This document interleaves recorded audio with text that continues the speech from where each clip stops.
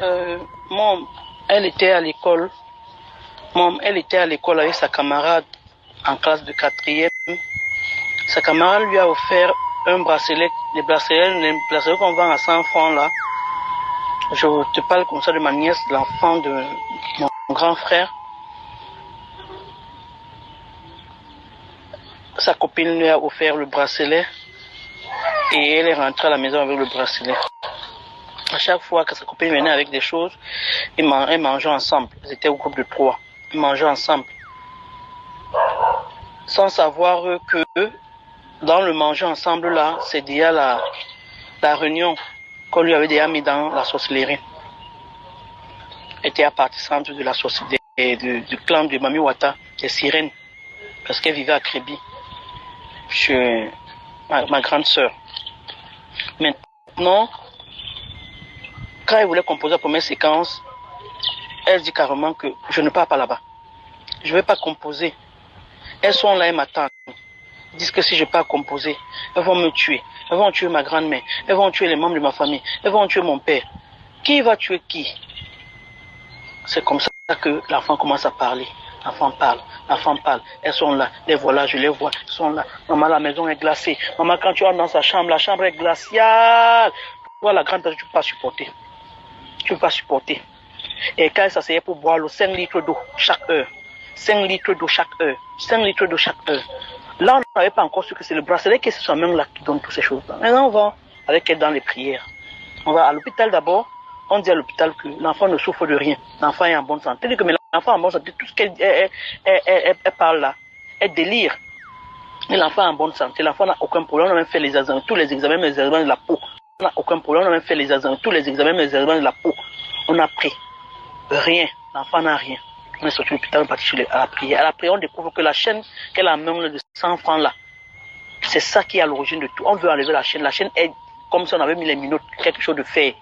Donc la chaîne assise sur la main de l'enfant, la chaîne ne voulait pas couper. Donc il faut laisser encore couper la main de l'enfant pour que la chaîne quitte. Et le pasteur a dit on ne peut pas couper la main de l'enfant. On va faire des séances de prière et de jeûne. On est en train de séance de prière et de jeûne avec l'enfant. L'enfant criait comme un fou. Quand l'enfant criait comme une folle. L'enfant criait. Maroline, je te dis que l'enfant a souffert. Finalement, avec l'huile d'olive et le parfum Saint-Michel Archange, la chaîne s'est coupée. Quand la chaîne a coupé, la chaîne a commencé à sauter jusqu'à sortir hors de l'église. La chaîne a disparu. La chaîne a disparu comme là qu'on a tué les prières, comme on a les prières. Une semaine plus tard, le pasteur qui priait pour elle est tombé entre la vie et la mort. Il est tombé entre la vie et la mort. Et quelques jours plus tard, il sort de l'hôpital, quand il rentre, il demande qu'on sorte avec l'enfant, qui ne peut pas, c'est au-dessus de ses forces, il ne peut pas. Qu'on sorte avec l'enfant chez un autre pasteur. On sort avec l'enfant. Partout où on partait avec l'enfant, les personnes disaient que l'enfant est déjà mort. Ils sont rentrés avec l'enfant à la maison. À la maison chez ma tante Aïdéa. Aïdéa, maintenant, on continue on dit que Aïdéa, qu'on peut avoir un tradit praticien qui voit. Quand on arrive chez le tradit praticien, comment dit, qu'est-ce que vous m'apportez comme ça? Qu'est-ce que vous attendez que l'enfant meure pour l'amener? Vous attendez que l'enfant meure pour l'amener?